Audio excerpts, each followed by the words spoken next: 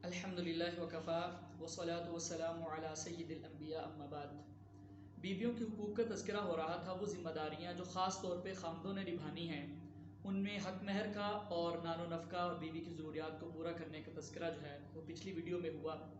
एक तीसरी बात यह है कि वैसे तो हुस्न सलूक दोनों ने करना है, लेकिन हुस्न सलूक की एक बुनियादी ज़िम्मेदारी जो है वो मर्द पे डाली गई है, क्योंकि उसको घर में कव्वाम बनाया गया है, घर की सरबराही उसको दी गई है, इसलिए मामले को बर्दाश्त करने का हुक्म भी ज़्यादा उसको दिया गया है और अच्छा सलूक करने की जो रिवायात हैं उनमें भी ज़्यादा जो है वो मर्दों को मुखातब किया गया है। इसलिए खामदों की ये एक स्पेशल ज़िम्मेदारी है अपनी बीवियों के हवाले से कि वो उनके साथ अच्छा सलूक करने वाले हों और अच्छे अंदाज में इज़्ज़त और देने वाले हों, उनके मुकाम और मर्तबे का ख्याल रखने वाले हों। अल्लाह के रसूल सल्लल्लाहु अलैहि वसल्लम फरमाते हैं खैरुकुम लिअहली, तुम में से बेहतरीन शख्स वो है जो अपने घर वालों के लिए ज़्यादा अच्छा है। वो आना खैरुकुम लिअहली, और मैं तुम सबसे ज़्यादा अपने घर वालों के लिए अच्छा हूँ। आप अपने घर के कामकाज भी किया करते थे, जिससे हज़रत आयशा रज़ी अल्लाह तआला अन्हा फरमाती हैं काना फ़ी मिन्नति अहलिही, अपने घर के वालों के कामकाज में भी लग जाते थे और जब नमाज का वक्त होता तो नमाज पढ़ने के लिए चले जाते।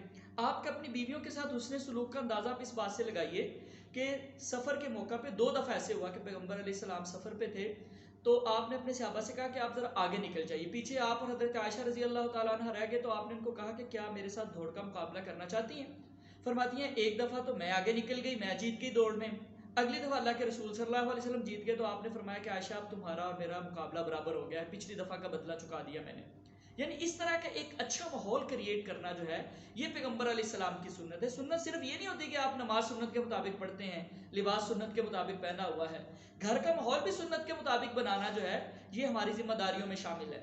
अल्लाह के रसूल सल्लल्लाहु अलैहि वसल्लम ने देखा कि मस्जिद के अंदर कुछ हबशी लोग जो हैं वो कुछ जंगी महारतों पे मबनी खेल खेल रहे थे। तो हज़रत आयशा रज़ी अल्लाह तआला अन्हा को फरमाया कि क्या तुम देखना चाहती हो? जब उन्होंने कहा जी, तो आप सल्लल्लाहु अलैहि वसल्लम ने उनको अपने पीछे खड़ा कर लिया और कितनी देर तक उनको वो दिखाते रहे। हज़रत आयशा फरमाती है पैगम्बर साहब मुझे पूछते कि बस, मैं कहती नहीं, जब भी कुछ और देखना है। यानी आप तसव्वुर करें कि किस तरह अल्लाह के रसूल सल्लल्लाहु अलैहि वसल्लम अपनी बीवियों के साथ उसने सलूक करते हैं, एक अच्छा मामला करते हैं और उनके लिए जो है वो एक लिहाज से शरी हुदूद के अंदर रहते हुए इंटरटेनमेंट का जो है वो इंतज़ाम भी करते हैं।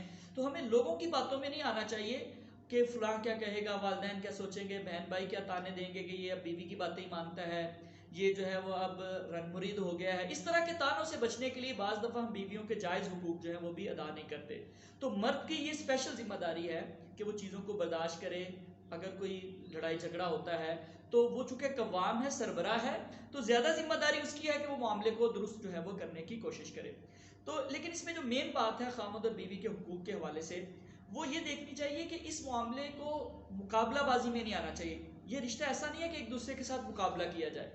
अगर दोनों जो हैं वो एक दूसरे के हुकूक को अदा करने की कोशिश करें और कोशिश करें कि हमारी तरफ से कोई प्रॉब्लम ना हो, हमने चीज़ों को बर्दाश्त करना है, तो फिर मामला ठीक चलता है। जहाँ पे मुकाबलाबाजी आ जाए, ये रिश्ता जो है ना ये हुस्न सलूक के उसूलों पे चलता है।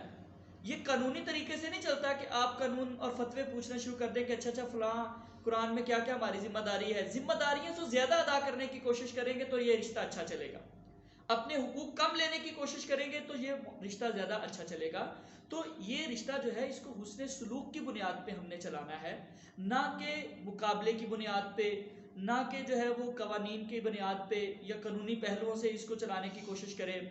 और आखिरी बात इस हवाले से ये कहना चाहूँगा कि दोनों अगर अपनी आखिरत के लिए और एक दूसरे की आखिरत के लिए कोशिश करने वाले हैं, एक दूसरे की आखिरत को बेहतर बनाने वाले हैं, तो ये दोनों की बुनियादी जिम्मेदारी है और फिर इससे घर का माहौल भी अच्छा रहता है। आप देखेंगे कि जितना खामद और बीवी का अल्लाह के साथ ताल्लुक मजबूत होता चला जाता है ना, उनका आपस में भी ताल्लुक बढ़ता चला जाता है। और जैसे ही घरों के अंदर नमाजों में सुस्ती आएगी, कुरान पाक की तिलावत में सुस्ती आएगी, सुबह शाम के अस्कार में सुस्ती आएगी, या कोई गुनाह के काम होना शुरू हो जाएंगे, म्यूज़िक चलना शुरू हो जाएगा, या मोबाइल पे या जो है टीवी पे फोहश प्रोग्राम देखना शुरू हो जाएंगे, उतना ही दोनों के आपस में ताल्लुकात के अंदर भी खराबी आना शुरू हो जाएगी। तो दोनों की जिम्मेदारियों में एक बात ये भी शामिल है कि वो एक दूसरे की आखिरत को बेहतर बनाने के लिए कोशिश करें, एक दूसरे को समझाने वाले हों, एक दूसरे को मोटिवेट करने वाले हों। अगर एक के पास दीन का इल्म ज़्यादा है, चाहे वो बीवी है चाहे खामद है, तो वो अच्छे तरीके से उस इल्म को अपने दूसरे साथी के साथ जो है वो मुंतकिल करे। पैगम्बर अलैहिस्सलाम फरमाते हैं कि अल्लाह ताला उस घराने पर बड़ी रहमतें नाज़िल फरमाते हैं जिसमें अगर खामद जो है वो तहज्जुद के वक्त उठता है क़ियामुल लैल के लिए, तो अपनी बीवी को भी उठाता है। अगर वो नहीं उठती तो उनकी आपस में फ्रैंकनेस ऐसी है कि उस पर पानी के छींटे मारता है कि वो भी उठ के इस कार्य खैर के अंदर शामिल हो जाए और अल्लाह की इस रहमत को समेट ले। और अगर बीवी उठ जाती है तो अपने खामद को उठाती है।